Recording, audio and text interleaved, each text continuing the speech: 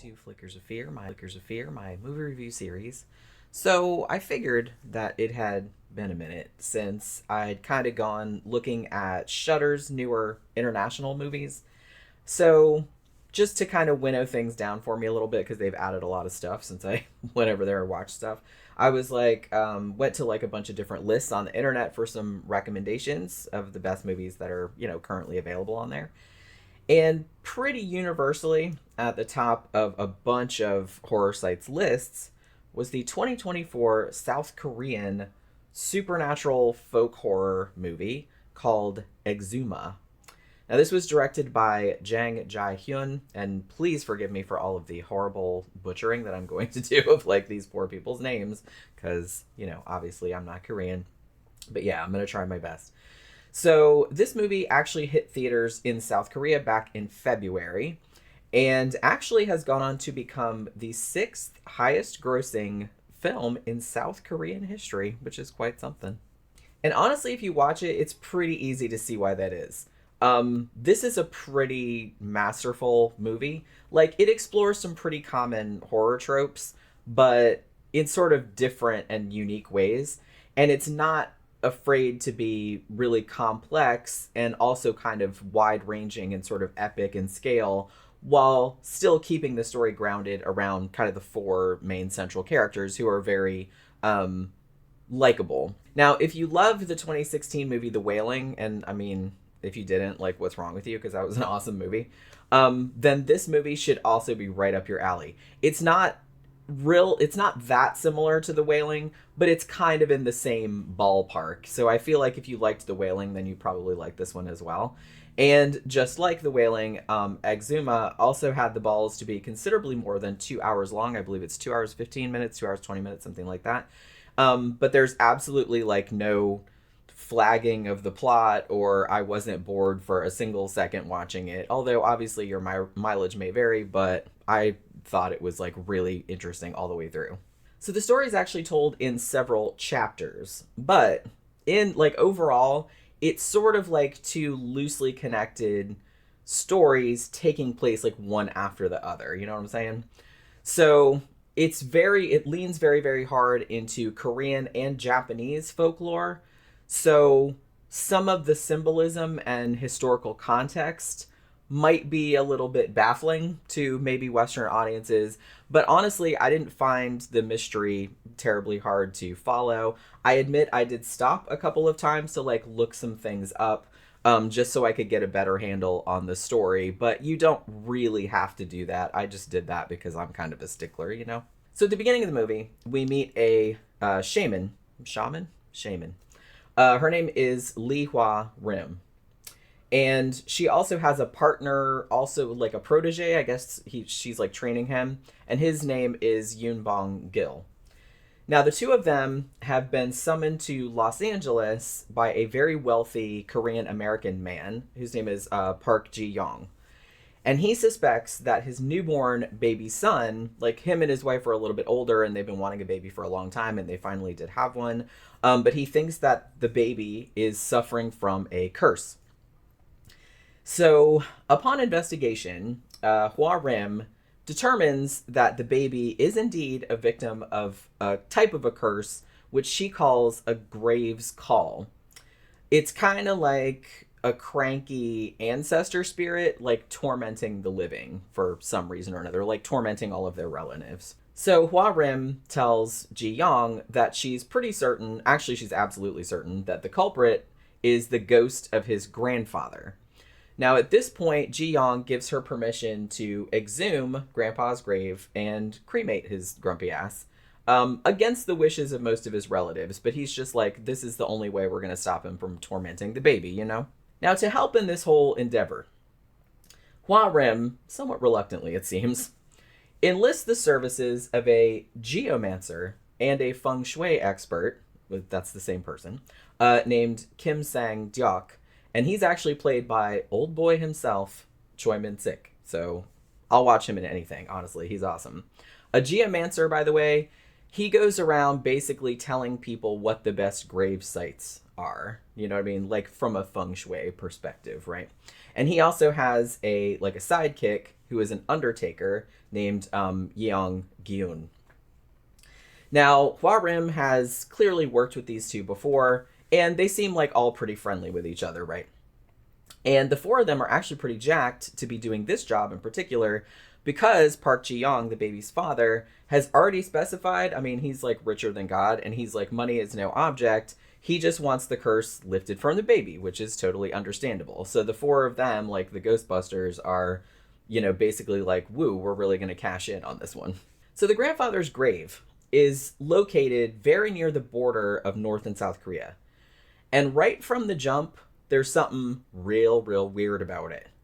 It's completely isolated on a mountain, for one thing, and there are like no other graves around. Like it's not in a cemetery, in other words. When they go there, there's a whole bunch of very sinister looking foxes kind of skulking around in the surrounding woods, like watching them, which seems like a little bit like a bad omen, In addition, the grave marker itself is real small and unadorned. Like, it's just this little bitty nothing like thing. And it's like, it doesn't even have the dude's name on it. It just has this little bitty line of numbers on it that appear to be coordinates. Now, the geomancer and feng shui guy, Sang-deok, he was initially pretty gung-ho about this gig, thinking this is going to be a piece of cake and it's going to be super lucrative for all of us. But when he gets to the site, he's completely freaked out by this whole setup. And he tells the other three Ghostbusters, as well as the client, that he's not going to mess with whatever creepy-ass bullshit is going on here. No way, no how. He's like, I just have a really bad feeling about this entire situation, as in we could all die type of bad feeling, and I don't even care about the big payoff anymore. I am not doing this. Hwa-rim, though, is very determined to help the baby, the client's infant son. And she tries to kind of assuage Sang-deok's fears. And she tells him, it's like, look, me and Bongil, we can do this ritual. We know how to do this ritual. And it'll kind of maybe neutralize like all the bad mojo that's around the grave until we can get Grandpa out of the ground and into the crematorium. So they have this whole back and forth. And then she also kind of low-key threatens. She's like, well, I can always find another geomancer. You know what I mean? Like, you don't have to be here. So she kind of plays that card as well. So Sang-deok is still pretty uneasy about it. And he's just like, oh, just like real grumbling. But he agrees to go ahead with it. So the ritual they do at the grave site, it's actually pretty spectacular. And this is the part that reminded me of the wailing the most. Because there's like all this really intense drumming, like, she's dancing with knives and there's like all these pig carcasses that she's cutting into and stuff like that. So the ritual goes ahead and the coffin seems to be successfully exhumed without anything terrible happening, at least initially. The coffin itself is actually quite beautiful. It's carved out of juniper and it's got like all these really beautiful carvings on the top.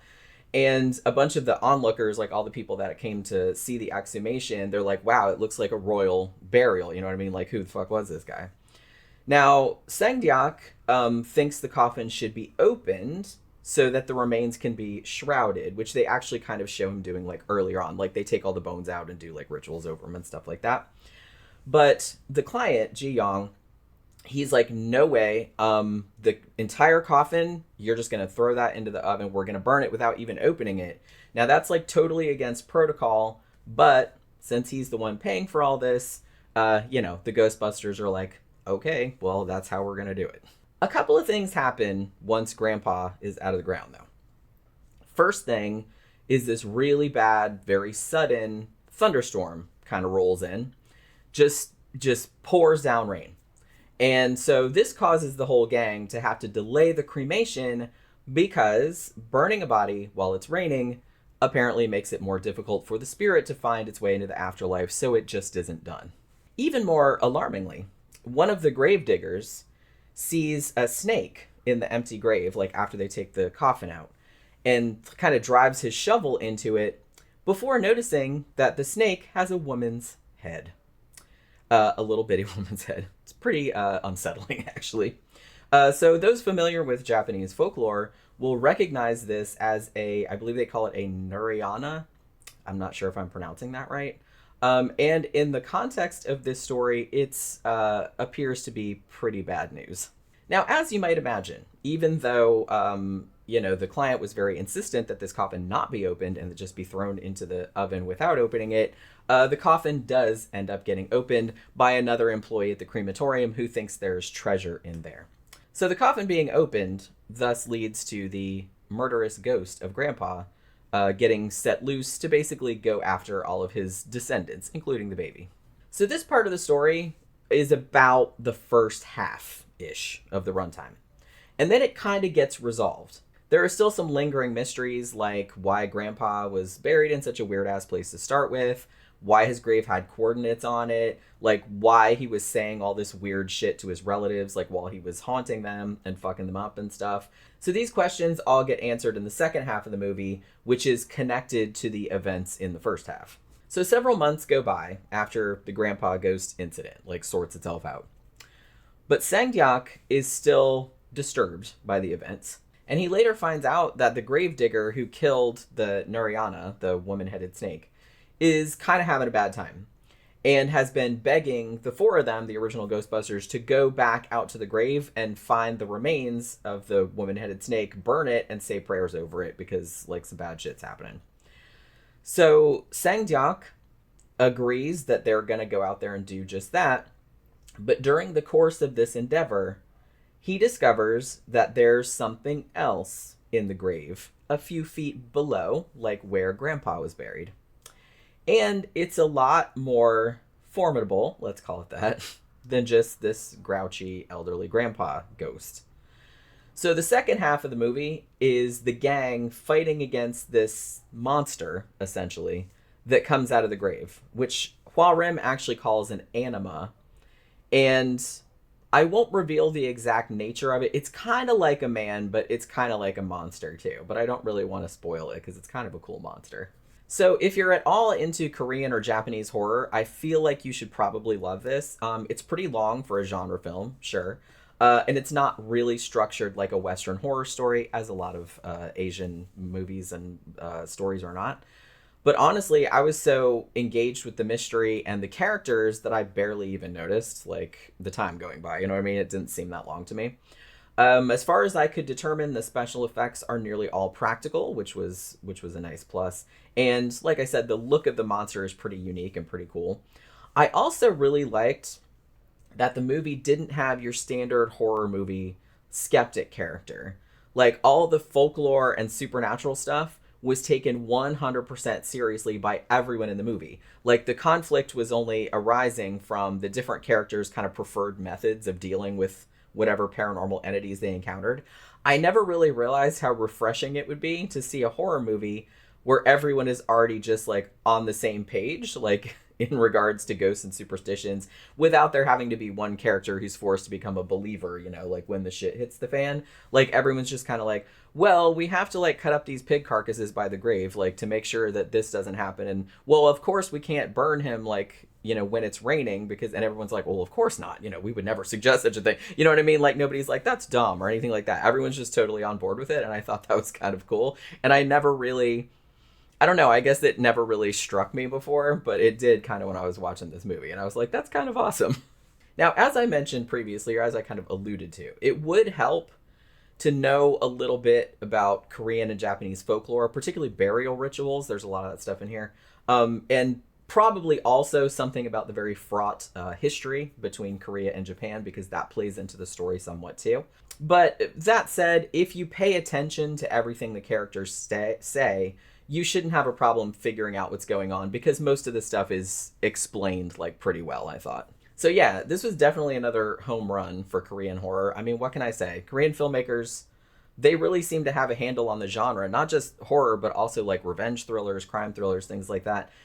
And I'm not really even sure, I can't put my finger on what it is exactly. But honestly, I can't even remember ever seeing a bad Korean horror flick. I'm sure they're out there because every country makes bad horror movies, but I've never seen one. And honestly, pretty much everyone that I've ever seen is pretty fucking dynamite, just like this one was. So if you have Shudder, I'm sure you can find this on other streaming services too, but it is on Shudder if you have that. And I would definitely recommend it, like I said, especially if you're into Asian horror. And if you loved The Wailing, then you will probably love this one as well. And that will do it for this Flickers of Fear. Thank you as always for watching. Please remember, like, share, comment, and subscribe if you haven't already. And I'll see you guys again on the next one. Bye.